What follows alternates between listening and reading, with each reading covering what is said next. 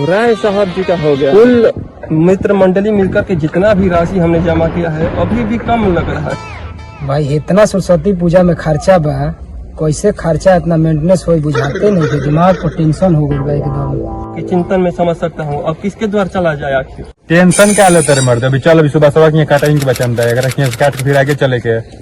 अद्भुत विचार है। चलो हम मित्र मंडली आगे प्रस्थान करते हैं। ए जानू नहा ले लुका हो। ए गौतम चल यार, चला जाओ। का कब बतीले बड़े मर्दे तू? किस कलर की चड्डी पहने हो? अले बतिया चंदा काटे बता दो ना। मित्र मित्र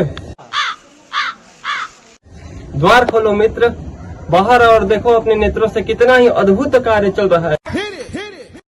होने का अवसर प्राप्त हो रहा है। ए भैया कौन भाषा बोला था? त्रेता युग साइड बड़ा था तुम्हारे, कबे से ये भाषा बोल बोल के हमारा दिमाग खराब कर दिल बड़ा। ए के बटे भैया कमरिया के बेतरिया का चाहिए? बेतरिया देबा कि बाहरिया के देबा? कौन है? कौन है? क्या चाहिए? चंदा खातिर आइल बनी जा। चंदा खातिर बड़ा सन तोरी की तो।